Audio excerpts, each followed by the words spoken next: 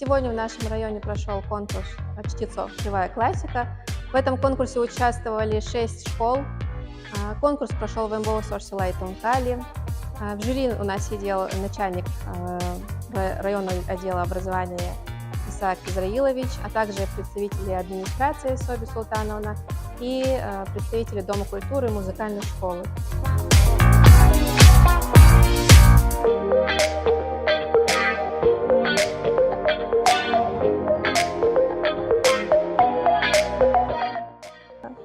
Мы сегодня наблюдали за выступлениями детей. Было очень приятно, что они так качественно подготовились, отнеслись к этому серьезно. И вообще было очень приятно слушать за тем, как они разговаривают, с каким интересом они выступают, за тем, с каким качеством был подготовлен вот этот ребенок, это мероприятие, как ответственно отнеслись к этому организаторы.